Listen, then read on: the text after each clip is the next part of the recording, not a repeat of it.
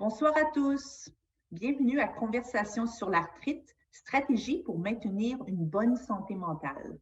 Je suis Brigitte Fortin, directrice du marketing et des communications de la Société de l'arthrite du Canada. Merci de vous joindre à nous ce soir. Puisque nous nous réunissons pour cet événement à partir de nombreux endroits, j'aimerais reconnaître que le territoire sur lequel je me trouve est le territoire traditionnel des peuples Kanien'kehá:ka, Mohawk Nation et Haudenosaunee. Aujourd'hui, ce lieu de rencontre est le foyer de nombreux peuples et je suis reconnaissante d'avoir l'occasion de vivre et de travailler sur cette terre. Nous recevons régulièrement des demandes pour une conférence sur l'arthrite axée sur la santé mentale. De nombreuses personnes atteintes d'arthrite nous mentionnent que le stress, l'anxiété et la dépression augmentent avec la douleur arthritique. Cette constatation est confirmée par les recherches qui démontrent que les Canadiens vivant avec l'arthrite sont presque 2 fois plus susceptibles d'avoir des problèmes de bien-être émotionnel que ceux qui ne souffrent pas d'arthrite. Ce soir, nous avons la chance d'être en présence de Joanie Mercier, psychologue clinicienne spécialisée dans les problématiques d'anxiété, de dépression et d'insomnie associées à la maladie. Avant de commencer, voici quelques informations logistiques. Ce webinaire sera plus facile à visionner sur un ordinateur portable ou de bureau. Si vous éprouvez des difficultés techniques, veuillez envoyer un courriel à info@arthrite.ca. Pour adresser votre question à notre invité, cliquez sur « Questions-réponses » au bas de l'écran. Nous essaierons de répondre au plus de questions possibles à la fin de la présentation. Vous pouvez cliquer sur la fenêtre « Converser » ou « Chat » aussi au bas de l'écran pour échanger avec d'autres participants et avec la modératrice de la Société de l'arthrite du Canada. Pour quitter la boîte des questions ou du clavardage, cliquez sur l'icône rouge dans le coin gauche de la fenêtre. De nombreuses questions que nous avons reçues à l'avance portaient sur des thèmes similaires. Nous les aborderons donc en premier lieu avant de procéder à une séance de questions-réponses en direct à la fin de la session. Je tiens à remercier le commanditaire exclusif de la présentation, Massothérapie Massage Addict. En plus du soutien de Massage Addict, nous remercions aussi Pfizer ainsi que nos autres commanditaires de la série de webinaires Conversation sur l'arthrite. Et maintenant, commençons. Tout d'abord, bienvenue à notre experte du jour, Joanie Mercier. Alors, bonjour, ça me fait super plaisir d'être avec vous ce soir. Merci pour l'invitation. Alors, je suis contente d'avoir l'occasion de partager un sujet que je trouve très pertinent d'aborder, surtout dans un contexte de douleur comme on l'a mentionné plus tôt. Alors, la santé mentale, peut-être qu'on pourrait commencer, si vous le voulez bien, par se donner une définition parce que c'est un concept plutôt abstrait, la santé mentale. Ça peut être difficile de comprendre qu'est-ce qu'on entend par là. Alors, l'Organisation mondiale de la santé disent que la santé mentale correspond à un état de bien-être mental qui nous permet de nous réaliser, qui nous permet d'affronter les différentes sources de stress que l'on vit au quotidien. Ce qu'ils disent aussi, c'est que la santé mentale est affectée par une panoplie de facteurs. Alors, la santé mentale est très multifactorielle, très variable et évolutive. Alors, des fois, à l'intérieur même d'une journée, notre santé mentale peut varier en fonction de ce qu'on est en train de vivre. Quand on a un problème de santé physique, souvent, ça comporte plusieurs défis, hein, ça a des conséquences assez larges dans la vie des gens. Alors, ce qui fait en sorte que la santé physique peut entraîner des conséquences sur la santé mentale également. Alors, souvent, quand ça va moins bien dans une des sphères de santé, l'autre sphère peut très bien s'en faire ressentir également. D'où l'importance de l'aborder ici. Je vous ai mis une petite citation que j'aime bien qui dit ici, je la lis avec vous, On ne commence pas à tisser son parachute au moment où les moteurs de l'avion tombent en panne. Alors, qu'est-ce que ça signifie? Ça fait référence en fait au concept de résilience. La résilience ou encore notre capacité d'adaptation. Ce qui est intéressant de savoir en lisant ça, c'est que on a un rôle, on a un certain pouvoir sur le fait d'entretenir notre résilience. Alors, c'est intéressant de savoir ça parce qu'on ne vient pas au monde avec une capacité stable de résilience qui va nous servir pour affronter tous nos défis qui nous attendent dans la vie, mais on a plutôt une résilience qui peut s'entretenir et qui peut se développer. Alors, c'est super intéressant de savoir ça parce qu'on a un pouvoir d'agir sur notre capacité d'adaptation qui va pouvoir nous aider à traverser les épreuves futures.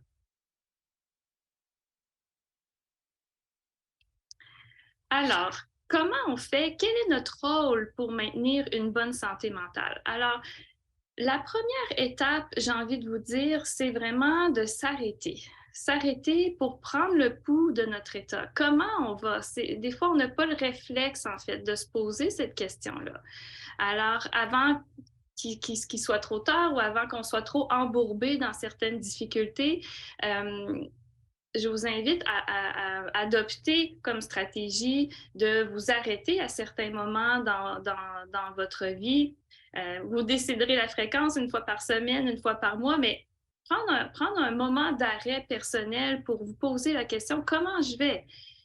C'est quoi la météo intérieure que je vis présentement? Alors, est-ce que je me sens calme la plupart du temps? Est-ce que je suis capable d'avoir le contrôle sur la majorité des sphères de ma vie? Le sommeil, est-ce que ça va bien? Ou est-ce que je suis plutôt, je suis en réaction à quelque chose. OK, j'ai vécu un stresseur, je me sens moins en contrôle, plus perturbée, plus triste, plus anxieuse. Alors, vous avez la figure là avec les couleurs. Ça peut être aussi simple que ça, hein? Pas obligé de se compliquer la vie non plus, mais vert, jaune, orange, rouge, de prendre le temps de s'arrêter. Je suis où? Mon thermomètre intérieur, là, qu'est-ce qu'il me dit présentement? Est-ce que je suis fragilisée ou est-ce que je suis en état critique? Alors à ce moment-là, c'est là où il vient important de savoir reconnaître notre état pour aller demander de l'aide extérieure. On y reviendra un petit peu plus tard par rapport à ça. Alors, une fois qu'on a... Oh, pardon. Merci, Joanie. C'est un sujet très complexe, en effet. J'imagine que savoir bien identifier et exprimer ses émotions est un enjeu de taille pour de nombreuses personnes. Avez-vous des outils à nous proposer pour y arriver plus facilement?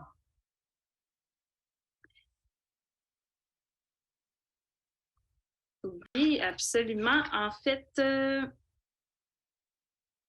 excusez-moi, il me manquait une diapo. C'est pour ça que j'ai été mêlée dans le...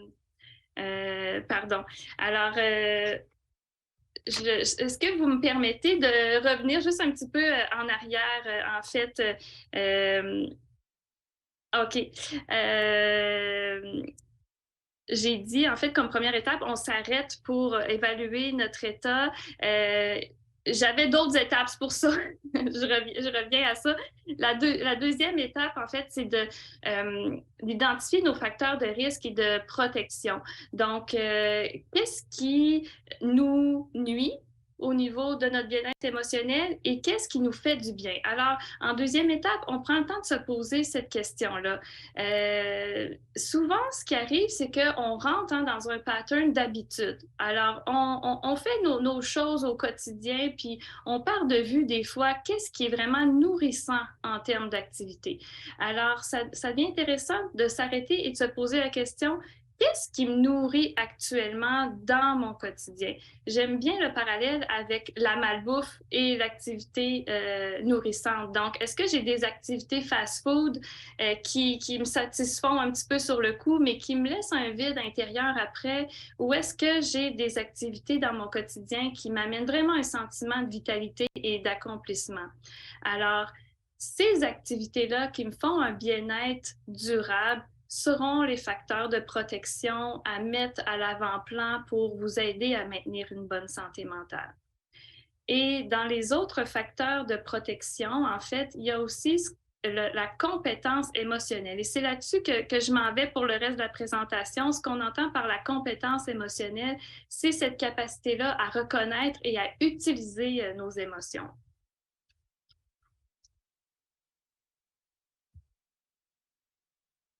Alors, pour répondre à la question, comment on fait ça? Parce que c'est peut-être plus facile à dire qu'à faire. Donc, d'abord, une émotion, c'est quoi? Une émotion, c'est une vague, c'est une réaction, c'est très physique aussi, hein, une émotion.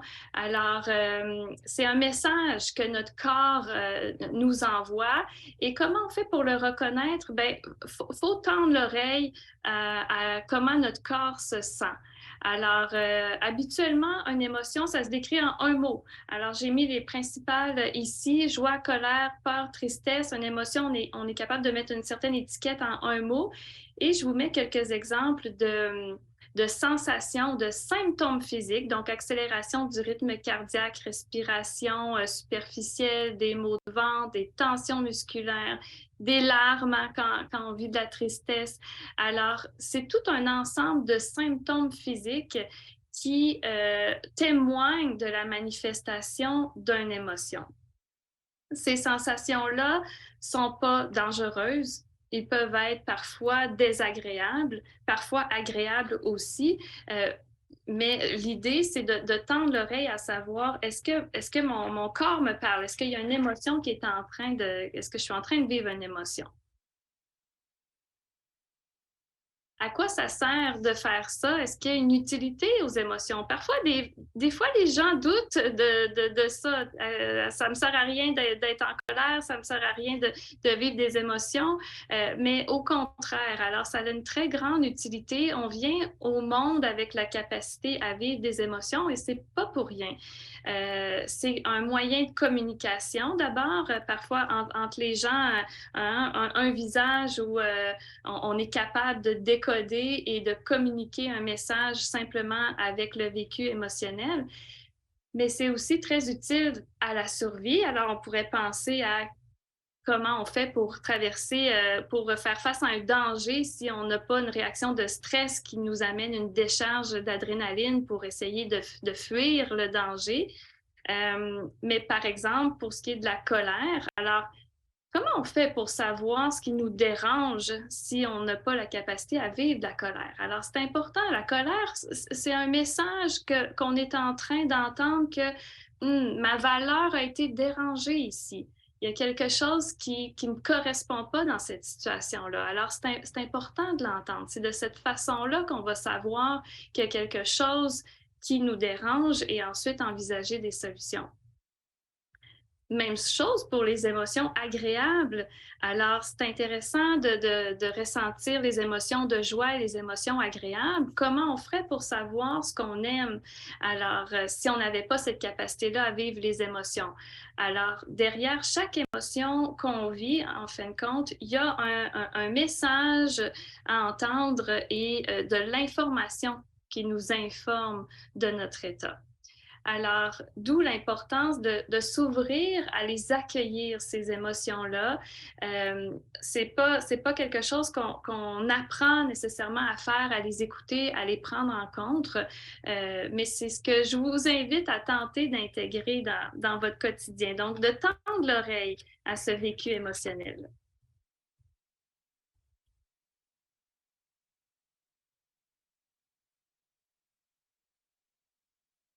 Merci, c'est très intéressant. Parlant d'émotions au quotidien, est-ce qu'il y a des stratégies qui peuvent nous aider à mieux les gérer? Absolument. Alors, je vous propose là ici une petite rafale de quelques outils, puis ensuite je vous en développe un peut-être plus précisément. Alors, on a dit que pour maintenir une meilleure santé mentale, dans les facteurs de protection, il y avait la compétence émotionnelle. Alors, comment on fait pour gérer ces émotions? Premièrement, j'ai mis en gros ici un arrêt-stop. C'est la première étape. Alors, on s'arrête quand on se sent pas bien, quand on sent qu'on est envahi, que ce soit par la tristesse, l'impuissance, le découragement, on s'arrête et après ça, on va évaluer, bon, qu'est-ce qui serait le plus indiqué pour moi ici de faire avec mon émotion? Je vous montre en fait 2 catégories de stratégies. Donc, l'idée, c'est d'avoir différents coffres à outils. On aurait idéalement notre petit coffre à outils qu'on traîne avec nous pour casser les vagues émotionnelles rapidement quand on se sent pas bien. Puis on aurait aussi notre gros sac à outils dans lequel on pige en prévention des grosses vagues émotionnelles. Alors, quand sur le coup, vous vivez une émotion intense, que ça va pas bien, alors c'est peut-être pas sur le coup de l'émotion hein, qu'on est le plus rationnel puis qu'on est le plus disposé à aller chercher des solutions ou à essayer de voir les choses autrement. Alors, c'est correct dans un premier temps de juste se servir de ce qui est à notre disposition pour casser la vague, puis nous donner une chance là, de ramener un certain équilibre pour ensuite reprendre notre cerveau éventuellement. Alors, quand vous êtes vraiment dans dans une tempête émotionnelle, ben vous avez peut-être déjà des repères là, que vous êtes habitué d'utiliser, mais je vous ai mis quelques exemples. Donc, on peut respirer, on bouge pour essayer de libérer un peu la fébrilité. Bouger, ça peut être en fonction de vos capacités, évidemment. Là. Est-ce que ça peut être juste de changer de pièce? On chante, on écoute de la musique, on appelle quelqu'un. Alors, ça, c'est des stratégies pour essayer de se changer les idées, pour essayer de diminuer la vague. D'un autre côté, à long terme, on a des stratégies qui deviennent intéressantes pour essayer de favoriser une régulation émotionnelle au long cours, en fait. Alors, pour prévenir les grosses vagues. Alors, l'idée, c'est d'agir en amont dans la gestion émotionnelle. C'est là où c'est le plus facile. C'est quand on est dans la grosse vague, c'est difficile. Alors, si on est capable de les prévenir un petit peu plus, ça sera sans doute utile. Alors, de prendre du temps pour soi, de prendre un moment d'introspection, j'y reviens dans quelques instants. Les saines habitudes de vie, je sais que la plupart d'entre vous savez probablement déjà ça. Alors, l'idée, c'est pas d'élaborer là-dessus ici, mais plus de vous rappeler que l'équilibre dans les sphères de vie, c'est la base. Hein? Alors, s'il y a un déséquilibre puis que vous êtes en train d'investir dans votre vie beaucoup plus de tâches que de moments plaisants, vous êtes en déséquilibre. Et à ce moment-là, ça fragilise la gestion des émotions. Cultiver la gratitude. Alors ça, c'est une stratégie super intéressante qui peut s'intégrer dès demain matin dans votre quotidien, qui peut faire une différence. Ce qu'on entend par là, c'est apprécier les petits bonheurs quotidiens. C'est pas obligé d'être extraordinaire, mais prendre le temps de savourer sa gorgée de café, prendre le temps d'admirer un paysage, ne serait-ce que par la fenêtre de la maison. Prendre le temps d'apprécier un repas qu'on va partager avec les gens qu'on aime. Alors, ça nous ramène au moment présent, la gratitude, et quand vous êtes dans un moment comme ça, ne serait-ce qu'une minute, 2 minutes, vous n'êtes pas dans le futur en train d'appréhender quelque chose et de vous stresser, et vous n'êtes pas non plus en train de ruminer et de déprimer sur quelque chose du passé. Alors, cultiver la gratitude, ça devient une stratégie intéressante pour maintenir notre santé mentale. Je vous ai mis d'autres exemples, prendre un recul sur les pensées interprétatives. Ben, des fois, sur le coup d'émotion, on voit ça pire que c'est. On a tendance à dramatiser. C'est normal, notre cerveau veut nous protéger. Alors, de se pratiquer à prendre un recul sur nos premières interprétations, c'est une stratégie aussi en soi. S'occuper de ses problèmes, lâcher prise, je vous parle un petit mot là-dessus. En fait, c'est comme quelque chose qui est à la mode un peu, on dirait, le lâcher prise. On entend souvent parler de ça, puis parfois, c'est mal compris. Alors, le lâcher prise, pour ma part, c'est loin d'être abandonner quelque chose ou de s'en foutre, mais le lâcher prise, c'est une une décision consciente que j'ai pas le contrôle autant que je voudrais sur cette situation-là, alors je choisis de mettre mon temps et mon énergie sur quelque chose qui va me rapporter davantage de bien-être. Alors, c'est loin d'être facile le lâcher prise, mais quand vous faites face à une situation qui est plus grande que vous n'avez pas de contrôle, parfois ça devient une stratégie nécessaire pour vous protéger et pas vous épuiser. S'affirmer, respecter ses limites. Alors, je sais que c'est en rafale, mais je prends le temps de revenir en fait sur une stratégie là, un petit peu plus concrètement par rapport à l'introspection. Alors, une fois que la vague est cassée, une fois que la tempête émotionnelle est un petit peu plus calme, ce que je vous propose, c'est de vous prendre un moment d'analyse personnelle, vraiment de vous arrêter, vous faire ça même par écrit, ça va être encore mieux. Prendre un petit cahier peut-être, puis le faire à chaque fois, comme ça vous avez aussi un recul et vous pouvez comparer avec des situations passées. Prendre le temps d'analyser ce qui s'est passé. Donc, c'est quelle émotion que je suis en train de vivre là? C'est comment je me sens présentement? Qu'est-ce qui m'a vraiment dérangée? Des fois on mêle certains problèmes. Alors, c'est quoi le vrai problème? Ce qui m'a dérangé le plus dans cette situation-là? Et là, ce problème-là, en fait, est-ce qu'il est réel ou il est potentiel? Alors, c'est une distinction à faire qui est importante parce qu'on ne va pas réagir de la même façon en fonction d'un problème réel ou d'un problème potentiel. Je vais vous donner un exemple. Je viens pour partir travailler le matin et ma voiture ne part pas. Puis, je suis en train de vivre du stress puis de me dire, oh mon Dieu, je risque d'arriver en retard au travail. Est-ce que j'ai un problème réel ou potentiel? J'ai un problème réel. Alors, à ce moment-là, la stratégie sera de trouver une solution pour essayer de me rendre au travail quand même. Si à ce moment-là, ma voiture ne part pas, je continue dans mon exemple, puis je me dis, oh mon Dieu, je vais arriver en retard au travail et je vais perdre mon emploi. Est-ce que je suis dans le réel ou je suis rendue dans le potentiel? Je suis rendue dans le potentiel. Alors, à ce moment-là, la stratégie va peut-être être plutôt de me parler puis de me ramener avec mes pensées en disant, je suis pas encore rendue là. OK, je vais m'occuper du problème réel. En ce moment, l'utilité de m'inquiéter pour une conséquence potentielle est pas nécessairement là. Une autre stratégie serait aussi de se demander ce que j'ai vécu dans ma vague émotionnelle, au fond, est-ce que c'était vraiment dangereux ou c'était désagréable?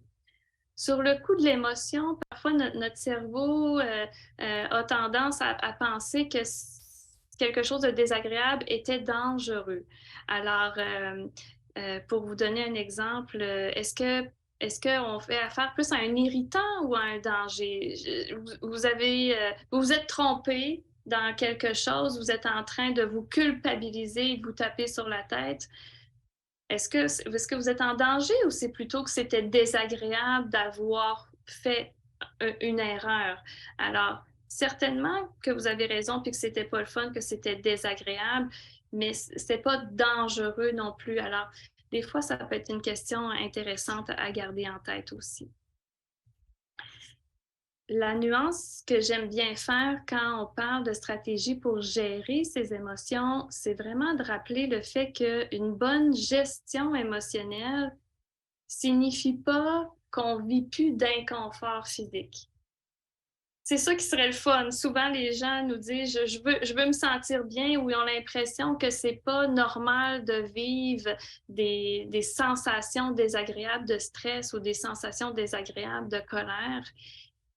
Oui, c'est normal. C'est normal. On veut essayer de se garder un pouvoir sur l'intensité émotionnelle, mais quelqu'un qui gère bien ses émotions, c'est quelqu'un qui prend sa vague émotionnelle, s'arrête, l'analyse et puis applique une solution s'il y a lieu. Alors, mais la personne qui gère bien ses émotions vit quand même de l'inconfort ou un malaise, et c'est ça qu'on peut apprendre aussi à accueillir et à accepter.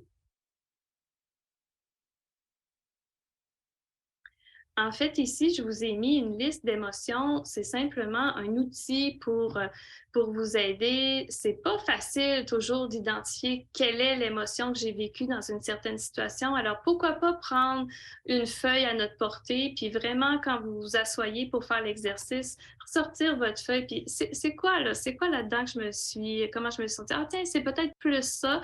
Alors, ça peut être fort utile, là, surtout quand on n'est pas habitué de se poser la question et d'identifier nos émotions.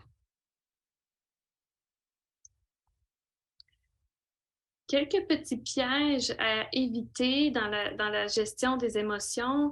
Euh, bon, on a cultivé le drame, ça fait référence aux gens qui ont tendance peut-être à catastrophiser les choses, puis à mettre ça plus gros que ce que c'est. Mais j'attire surtout votre attention, en fait, sur ruminer les mêmes difficultés, parce que il y a une distinction à faire entre ruminer et ventiler de ses émotions ou de ses problèmes. Alors, ventiler, c'est quoi? C'est parler de comment on s'est senti à quelqu'un, puis vraiment prendre le temps de tout dire qu'est-ce qu'on a sur le cœur à cette personne-là.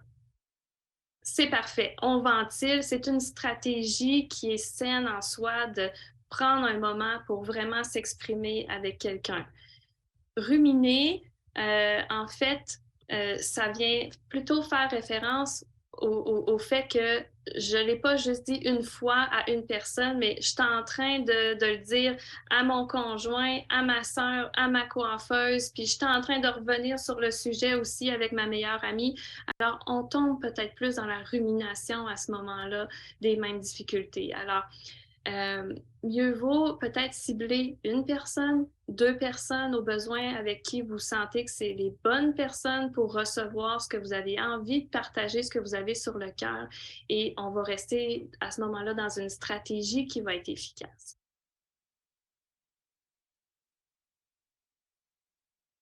Merci, Joanie. Je crois qu'on se sent tous beaucoup mieux outillés pour bien gérer nos émotions. C'était très complet. Une chose dont on n'a pas parlé, c'est la douleur. Les personnes qui vivent avec l'arthrite vivent souvent avec des hauts et des bas qui sont liés à leur maladie. Et un des symptômes qui peut être très difficile à gérer et qui peut affecter la santé mentale, c'est la douleur. Comment est-ce que vous pouvez êtes-vous capable de nous expliquer de quelle façon la douleur affecte nos émotions? Oui, absolument. En fait, c'est pour ça que c'est autant pertinent de parler de la santé mentale et de la gestion des émotions, parce que probablement que personne ici sera surpris de constater que quand il y a de la douleur, ben, ça entraîne des émotions difficiles. Alors, ça entraîne du stress, ça entraîne de l'impuissance, ça entraîne de la colère, du découragement. On parle de la douleur, mais aussi des conséquences que la douleur entraîne dans la vie des gens, qui a son lot d'émotions associées à ça. Alors, la douleur amène beaucoup de vécus émotionnels difficiles. La douleur affecte notre sommeil aussi. Hein? Quand les gens ont mal, ben, souvent, ils vont rapporter que leur sommeil est davantage perturbé aussi. Et avez-vous remarqué que quand on dort moins bien, ben, on est plus irritable? On a la mèche plus courte. On est moins d'humeur. Et quand on est moins d'humeur de façon générale, ou pendant une période prolongée, ou quand on vit des gros stresseurs, puis des grosses émotions, un conflit qui nous amène à se sentir à l'envers, ben, on devient tendu. On est plus crispé aussi. Et ces sensations-là physiques des émotions, ben, peuvent à leur tour avoir une influence sur l'augmentation des douleurs. Alors, ici, c'est simplement pour vous illustrer qu'on appelle en clinique notre triangle infernal là, des relations bidirectionnelles entre la douleur, les émotions, le sommeil. Alors, pourquoi je vous parle de ça, en fait, c'est en même temps pour susciter un espoir qu'on a un certain pouvoir au niveau des émotions. Alors, on n'a peut-être pas tout le pouvoir qu'on voudrait sur la condition douloureuse persistante, mais sur les émotions et sur le sommeil, on peut davantage s'outiller. On n'aura pas la prétention d'être en parfait contrôle tout le temps de ça ou d'avoir une switch on-off sur nos émotions. Mais l'idée, c'est de se dire si au moins j'ajoute dans mon coffre à outils des stratégies pour gérer mes émotions, je suis en train par la bande de me donner une chance aussi par rapport à éventuellement pas faire augmenter ma douleur au moins et essayer de maintenir mon sommeil également.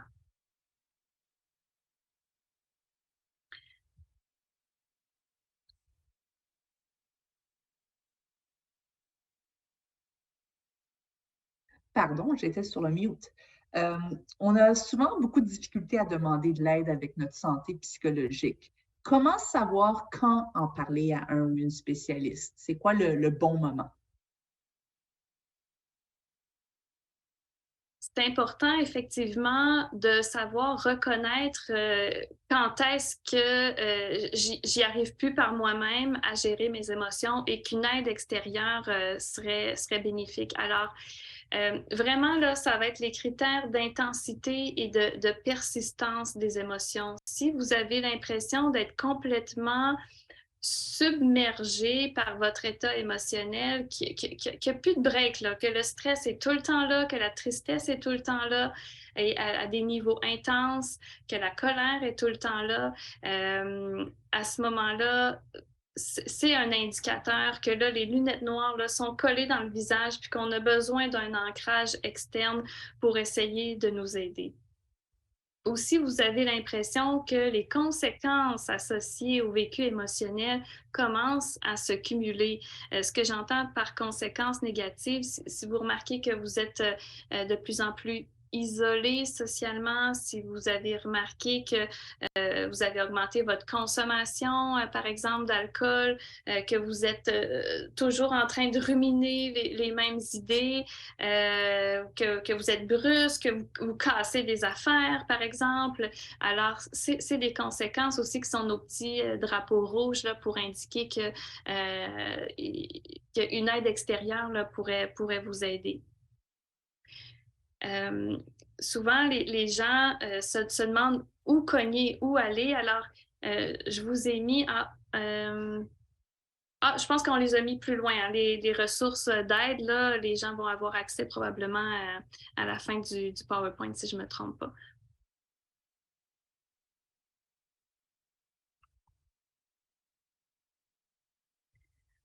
Alors, à ce moment-là,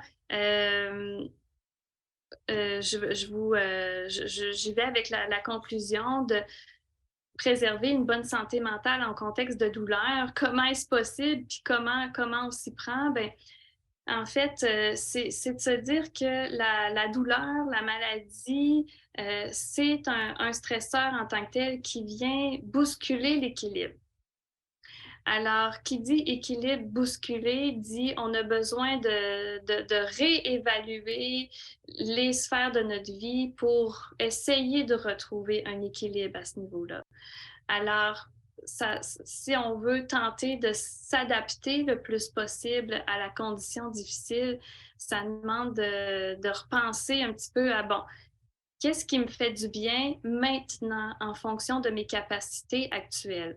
Alors, souvent les gens vont rester avec leurs repères passés et sont plus en mesure nécessairement de s'actualiser de cette façon-là. Alors, il faut prendre un moment pour refaire une mise à jour. Donc, c'est quoi mes priorités? Qu'est-ce qui me fait du bien en fonction de mes capacités actuelles? Qui me fait du bien aussi en ce moment? Est-ce qu'il y a certaines relations que j'ai intérêt peut-être à délaisser un petit peu, d'autres à investir davantage en fonction de la période de vie que je traverse présentement? Je vous invite à vous autoriser de vivre les émotions difficiles et vous donner en fait le droit à chaque fois qu'elles se présentent. Chacune des émotions est valide et valable en tant que telle et la différence va être dans comment je vais l'exprimer. Alors, j'ai très bien le droit d'être en colère. Est-ce que ça me donne le droit d'aller scratcher les chars dans le parking? Peut-être pas, mais ma colère est légitime et tout va être dans la façon de la vivre et de la gérer après. Alors, plus on a d'outils, plus on est en mesure de sélectionner certains outils en fonction des situations également. Alors, je vous invite à essayer des choses, à essayer dans les listes d'outils que vous avez vues tantôt, juste faire des tests, essayer des nouvelles stratégies de gestion des émotions que vous n'avez peut-être pas eu l'occasion d'essayer encore. Et surtout, de vous montrer bienveillant envers vous. Alors, qu'est-ce que ça veut dire, la bienveillance? Ça veut dire d'être gentil avec vous-même et peut-être de vous dire si c'était mon meilleur ou ma meilleure amie qui était dans la même situation que moi, comment je lui parlerais? Est-ce que j'aurais le même ton que je suis en train d'avoir avec moi-même? Alors, de vous donner le droit à l'erreur, de vous donner le droit à l'expérimentation des stratégies là, de gestion des émotions.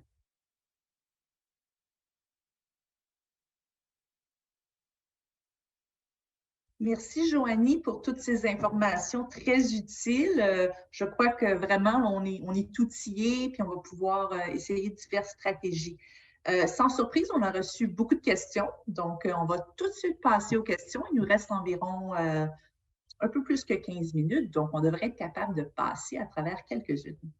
Une question qu'on a eue, c'est, comme vous savez, les gens qui vivent d'arthrite, quelquefois, ont des périodes plus difficiles et peuvent avoir de la difficulté à contribuer aux tâches familiales comme cuisiner, les repas, faire le ménage. Comment sortir là, de l'état de dépression et de culpabilité quand ce genre de choses-là se passe? Oui, vous parlez pour la personne qui vit avec la difficulté ou vous parlez pour le proche? Moi, je crois qu'on parle dans ce cas-ci de la personne qui sent qui sent la dépression, qui se sent coupable de ne pas pouvoir aider, de passer un peu à côté là, de la vie familiale. Oui, absolument. C'est une réalité difficile pour les gens qui sont pris justement avec certaines limitations, puis qu'ils peuvent plus autant s'actualiser comme ils le faisaient avant dans leur famille. Alors, comment faire pour se sortir de cet état-là? En fait, premièrement, ça devient important d'en parler avec les proches. Si les gens ont l'impression qu'il y a une ouverture, alors moi, je les encourage vraiment à prendre un moment, à s'arrêter, puis souvent, l'incompréhension des gens dans la famille ou de l'entourage vient d'un manque d'information ou un manque d'éducation sur la condition de la personne, sur pourquoi elle est rendue de cette façon-là.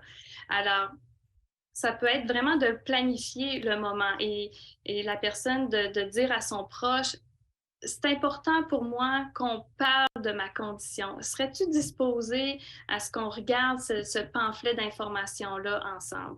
Alors, pour lui expliquer que c'est pas une question de volonté, mais c'est une question qu'elle ne peut pas être la personne comme elle était avant.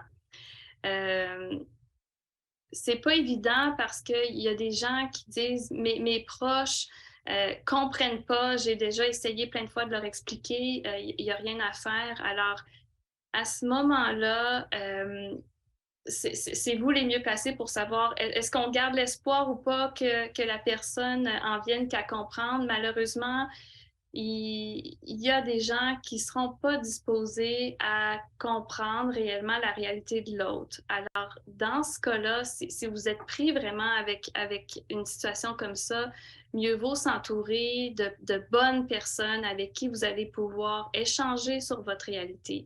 Alors là, une aide professionnelle devient intéressante, mais aussi, est-ce que ça peut être un groupe de soutien qui partage la même réalité que vous, par exemple? Ça pourrait être une bonne idée de vous entourer de gens qui vont être plus sensibles à votre condition.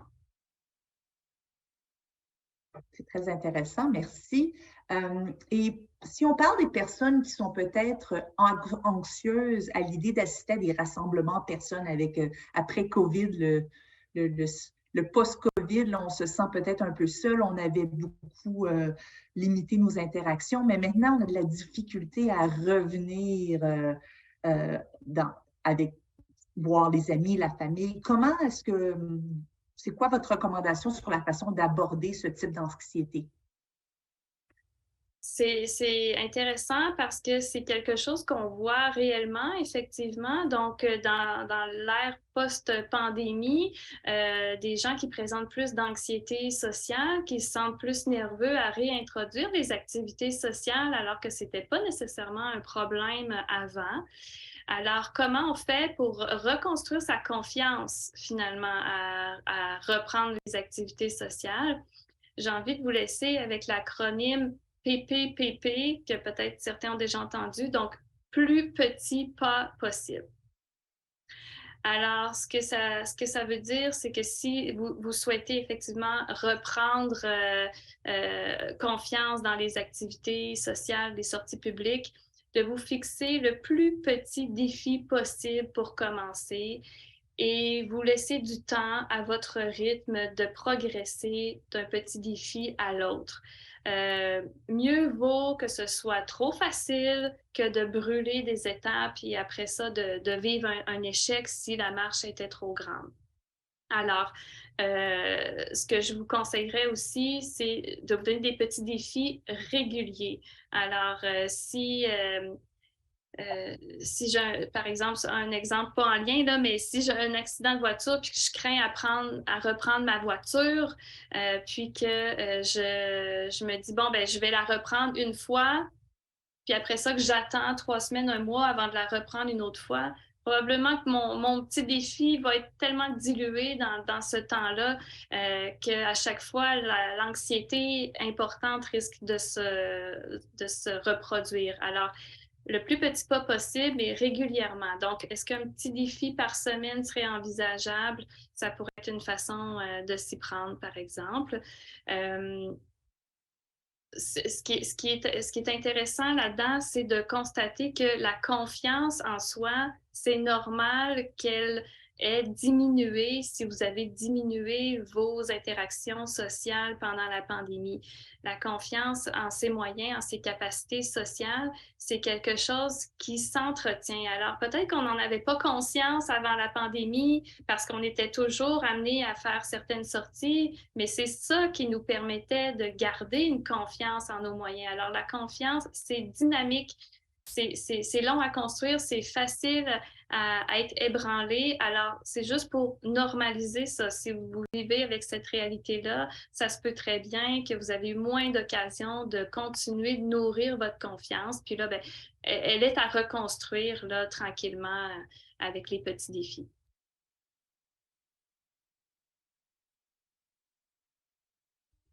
Pardon, le téléphone sonnait tout à l'heure, j'avais éteint. Une autre question qu'on a reçue qui est intéressante, c'est on nous pose la question à savoir, est-ce que l'arthrite est vraiment la cause des problèmes de santé mentale? Est-ce que c'est pas trop facile de blâmer l'arthrite pour nos propres déficiences, nos faiblesses, notre anxiété? Qu'est-ce que vous en pensez? En fait, c'est sûr que l'arthrite ne peut pas être la cause unique des problèmes de santé mentale. Donc, les problèmes de santé mentale, c'est multifactoriel, comme on l'a dit tout à l'heure. Et on a tous et chacun des facteurs prédisposants ou des facteurs de vulnérabilité qui nous appartiennent. On en a tous. On vient au monde avec chacun de nos facteurs prédisposants. Alors, on a toute une histoire qui peuvent nous prédisposer à un certain moment dans notre vie à développer une problématique ou non. Et l'arthrite, ben en fait, c'est un facteur de stress, un déclencheur pour certains. Pour certains, ça sera l'élément de trop qui va faire en sorte que là, l'équilibre de la santé mentale devient plus précaire. Mais en fait, c'est que souvent, la condition douloureuse engendre tellement de conséquences autour dans les différentes sphères de la vie qui viennent fragiliser l'équilibre de vie et c'est ça qui va éventuellement, quand il y en a trop, quand la personne est submergée, quand elle n'a pas de soutien, quand qu'elle se sent démunie, alors à ce moment-là, on peut penser qu'elle est beaucoup plus vulnérable à développer une problématique de santé mentale éventuellement.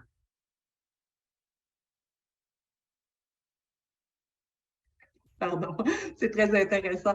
En parlant de demander de l'aide, il y a plusieurs types de professionnels qui sont disponibles pour aider sur la question de santé mentale. Comment savoir à qui s'adresser? Un psychologue, un psychothérapeute, un médecin de famille, un travailleur social, un soutien par les pairs. On a tellement de choix, mais en même temps, on ne sait pas où s'adresser. Qu'est-ce que vous recommandez? En fait, là, de cogner à une porte, c'est déjà un gros pas. C'est déjà un gros pas de fait. Alors, si vous ne savez pas par où commencer, commencez avec ce qui est le plus accessible pour vous. Parlez-en à votre médecin de famille. Il va peut-être vous donner des idées. Euh, euh, regardez, on en parlait tout à l'heure, le site web de la Société d'arthrite a plusieurs outils aussi qui peuvent proposer. Il y a la ligne d'écoute également. Ça peut être ça. Est-ce que ça peut être de contacter votre CLSC dans votre région qui vont pouvoir vous outiller aussi vers quel professionnel aller? Alors, déjà, de cogner à une porte à quelque part, c'est un premier pas à faire. Maintenant, pour savoir lequel des professionnels choisir, ça dépend aussi des besoins de la personne. Est-ce que la personne a besoin plus d'un soutien par les pairs, donc de partager sur sa réalité avec des gens qui vivent la même chose?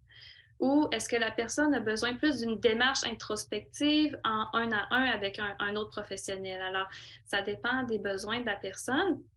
Et ce que je vous dirais, c'est de ne pas se gêner à poser des questions aux professionnels, à savoir, est-ce que vous êtes disposé à m'aider avec telle situation ou tel problème? Alors, vous serez plus en mesure de savoir, OK, la personne ou le professionnel à qui je m'adresse, oui, ça semble être dans son champ d'intervention ou non, là, tout simplement. Donc, de ne pas hésiter à le magasiner un petit peu, puis à poser des questions aux professionnels en tant que tel. Merci. On a reçu quelques questions également sur la rumination négative. Là. Comment freiner ou arrêter d'avoir toutes ces idées noires là, qui nous tournent dans la tête puis qui nous entraînent dans le noir. Alors, avez-vous des recommandations? C'est une super bonne question. C'est quelque chose qui revient souvent. Alors, les gens veulent souvent arrêter leur hamster. Ils veulent qu'il arrête de tourner, puis ça fait en sorte qu'ils rentrent dans une espèce de lutte à tenter de mettre à off le plus possible ce hamster-là. Ce qui arrive avec ça souvent, c'est que ça va faire un effet boomerang. Hein? C'est comme on s'en débarrasse un petit peu, puis après ça, ça revient, puis si ça revient, peut-être encore même plus fort. Alors, il y a comme une espèce de piège dans cette lutte-là à vouloir freiner absolument les ruminations mentales. L'alternative à la lutte, ce que j'ai envie de vous proposer, c'est sûr que là, ça va être vite expliqué, là, mais c'est de se dire, et si, j'apprenais à dompter mon hamster au lieu de vouloir m'en débarrasser? Et si je l'écoutais un petit peu, mon hamster, pour essayer de l'accueillir et éventuellement tenter peut-être même de faire la paix avec ce hamster-là? un exemple, tu vois, que je dis aux gens, c'est, tu sais, ça arrive à tout le monde, des fois, d'avoir une toune poche là, qui nous est collée en tête, hein, tu sais, qu'on ne sait pas pourquoi on a toujours ce verre d'oreille-là qui nous reste à l'esprit, puis ça nous achale. Qu'est-ce qu'on fait pour s'en débarrasser? Y a-t-il vraiment quelque chose de très spécifique à faire ou, à un moment donné, il finit pas par passer, tout simplement? Alors, il y a cet effet paradoxal-là à vouloir tellement arrêter la rumination mentale qu'on est insidieusement en train de l'alimenter, en quelque sorte. Alors, l'idée, c'est de voir nos pensées, de voir nos ruminations comme étant quelque chose sur lequel on n'est pas obligé de s'accrocher, mais les laisser aller. Alors, on peut utiliser un paquet de métaphores pour ça. Est-ce qu'on ne peut pas déposer nos pensées sur une feuille qui coule sur la rivière? Imaginez que c'est des nuages qui passent dans le ciel et un truc aussi pour prendre une distance avec nos pensées, c'est de se dire, par exemple, OK, je remarque que je suis en train de me dire ça. OK, hey, je suis encore en train de ruminer sur la même affaire. Hey, tiens donc, j'ai cette pensée-là qui me traverse l'esprit. Alors souvent, on a tendance à être en fusion avec nos pensées, qu'on appelle donc de prendre ça comme une entité, mais on peut se pratiquer avec le temps à défusionner de nos ruminations mentales et les voir sans rentrer dans cette espèce de lutte-là. Une métaphore que je vous partage aussi, que j'avais bien aimée, qui me parlait, c'était la métaphore de la machine à laver. Alors, parce qu'il y a des gens qui vont dire, oui, mais de réfléchir au problème, hein, ben, ça peut être utile pour trouver des solutions. Absolument. C'est ce qu'on a dit tout à l'heure. Mais la métaphore de la machine à laver, c'est que si vous partez une brassée de lavage, par exemple, là, puis que, bon, le cycle est fait, ça sonne, votre linge est propre. Si vous décidiez de repartir une autre brassée de lavage tout de suite après, votre linge sortirait-il plus propre? Probablement pas. Mais bon, vous n'avez pas pris de chance. Puis là, si vous décidiez après de repartir une autre brassée de lavage, tout de suite après une troisième brassée de lavage, est-ce que vraiment votre linge sortirait encore significativement plus propre que les fois d'avant? Alors, probablement pas. On est en train, à ce moment-là, de gaspiller du temps et de gaspiller de l'énergie, gaspiller des ressources. Alors, l'idée, c'est que ça peut être bon de vraiment s'arrêter sur la question, puis d'y réfléchir, puis vraiment là, de se donner un moment d'arrêt conscient de je m'exprime, puis j'en parle, je ventile, puis je pense à ça parce que c'est correct, puis vous avez le droit de vivre vos émotions, puis d'en parler, puis de les normaliser. Puis après ça, c'est de se dire, bon, ben, j'ai fait ma brassée de lavage comme il faut. Maintenant, quoi d'autre va m'aider? Tu sais, tantôt, on se disait d'évaluer qu'est-ce qui m'aide à me sentir bien, qu'est-ce qui ne m'aide pas. Est-ce que vraiment c'est utile quand on commence à ruminer? Qu'est-ce qui serait pas mieux à la place? Bon, ben, je peux-tu aller me changer les idées? Je peux-tu aller écouter de la musique? Je peux-tu aller faire une activité créative? Avec mes idées, si elles restent là, ben, je les amène avec moi, puis je les note. Ah, encore, ah, ben oui, encore. Elle est tannante aujourd'hui, elle colle pas mal, cette pensée-là, mais c'est quoi mon pouvoir? Soit je suis absorbée ou soit je continue de faire mon affaire plaisante en même temps, même si peut-être que ça ne sera pas une activité aussi plaisante que s'il n'y avait pas du tout de rumination. Mais entre pas faire mon activité du tout, puis être juste dans la rumination, c'est là où on a une petite marge de manœuvre. Merci beaucoup, Joanie. Je crois qu'on a le temps pour une question, peut-être deux. Une question qu'on a reçue, vous avez parlé de ventiler, ruminer. Il y a des gens qui ont un peu l'impression qu'ils se plaignent quand ils font ça. Donc, comment on peut aborder les problèmes de santé psychologique avec la famille ou les proches sans donner l'impression qu'on est en train de se plaindre sans arrêt? Bien, à ce moment-là, je vous dirais, c'est vraiment de le prévoir à l'avance, le moment de discussion, parce que si les gens essayent de communiquer sur le coup de l'émotion, ils viennent de vivre quelque chose, puis là, ça sort là, non, on sait bien, tu comprends pas ma condition, puis que ça va être un échange finalement qui n'aura pas été si profitable. Mais peut-être même de le nommer comme ça à la personne. Hey, je veux pas avoir l'air de me plaindre. J'aurais vraiment besoin qu'on prenne un moment ensemble pour s'asseoir et discuter de ma réalité. C'est important pour moi.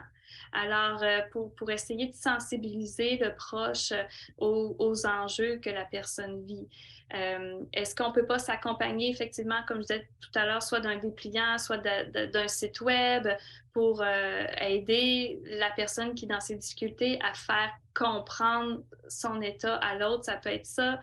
Est-ce que la personne ne peut pas inviter aussi un proche à une rencontre médicale ou une rencontre avec son professionnel? Des fois, ça peut faire une différence aussi quand le professionnel est là pour essayer que les deux entendent les mêmes choses sur la réalité de la personne qui vit avec ces difficultés, là, pour que le proche soit vraiment mieux conscientisé à savoir comment l'aider. Donc, je pense qu'on arrive vraiment sur la fin. Est-ce que vous auriez une dernière, je dirais peut-être au lieu de vous poser une question, si vous pourriez peut-être juste revenir sur très brièvement les comme top 3 stratégies, là, comme pour dire là, si vous sentez que votre santé mentale souffre, c'est quoi qu'il faut garder en tête? Alors, on garde en tête de s'arrêter pour prendre le pouls. Comment je me sens?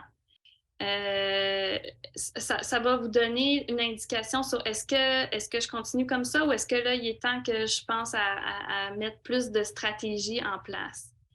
Au niveau des stratégies, il y en avait plusieurs qui ont été énumérées, mais celle que je vous ai parlé un petit peu plus en détail, c'est celle d'identifier votre vécu émotionnel, donc d'identifier l'émotion et d'analyser en ce moment, c'est quoi exactement mon problème? C'est quoi exactement qui me dérange? Mettez ça par écrit. Mettez-les par écrit, ça va déjà faire une diminution de la charge là, des problèmes, puis de les déposer par écrit pour après ça prendre le temps d'y revenir une à une. OK, celle-là, est-ce que j'ai un pouvoir ou pas de pouvoir? C'est réel ou c'est potentiel? Celle-là, comment je pourrais l'aborder? Peut-être que pour celle-là, je pourrais demander de l'aide. Alors, de prendre un moment après ça d'analyse de ces situations-là pour essayer de les aborder de la meilleure façon. Et l'autre chose qui est super importante, c'est d'y aller après ça en amont. On n'est pas obligé d'attendre d'être dans la grosse vague émotionnelle ou d'être confronté à un problème pour essayer de préserver notre santé mentale. Au contraire, si on est capable dès demain matin, dans notre quotidien, d'être bienveillant envers nous, de cultiver la gratitude, de tendre vers un meilleur équilibre de vie au niveau des activités plaisantes et des tâches, ça sera certainement bénéfique pour la gestion des émotions et prévenir la santé mentale. Merci beaucoup, Joanie. Je crois que malheureusement, on pourrait encore parler pendant 30 minutes. Mais voilà ce qui conclut notre webinaire. Joanie, au nom de la Société de la retraite du Canada et des participants de ce soir, je vous remercie de votre disponibilité, d'avoir partagé ces importantes informations avec nous ce soir. Pour ceux qui sont parmi nous ce soir, nous aimerions avoir vos impressions sur la présentation. Vous verrez apparaître un court sondage à l'écran. S'il vous plaît, cliquez sur la réponse représentant votre opinion. La question, c'est... pardon, mauvaise page. Je me sens mieux informée et outillée après avoir participé à ce séminaire. Et les options de réponse sont fortement en accord, d'accord, neutre et fortement en désaccord. Pour ceux qui n'arrivent pas à répondre à ce sondage ou qui aimeraient nous donner des commentaires plus complets, sachez qu'un sondage plus étoffé vous sera envoyé avec l'enregistrement de cette présentation d'ici quelques jours. Nous apprécions vos commentaires et suggestions qui nous aident à créer des webinaires sur des sujets qui vous intéressent. Encore une fois, nous remercions Massothérapie Massage Addict, le commanditaire exclusif du webinaire de ce soir, Pfizer et nos autres commanditaires de la série de webinaires Conversations sur l'arthrite pour avoir rendu cette présentation possible, et Joanie Mercier, notre présentatrice, pour sa présence avec nous. Surveillez votre boîte de courriel pour obtenir plus d'informations sur nos prochains conversations sur l'arthrite. Il y en a une jeudi prochain sur la goutte et nous vous invitons à vous joindre à nous. Voici donc ce qui conclut cette édition de Conversations sur l'arthrite, stratégie pour maintenir une bonne santé mentale. En mon nom et au nom de toute l'équipe, merci d'avoir été des nôtres et bonne fin de soirée.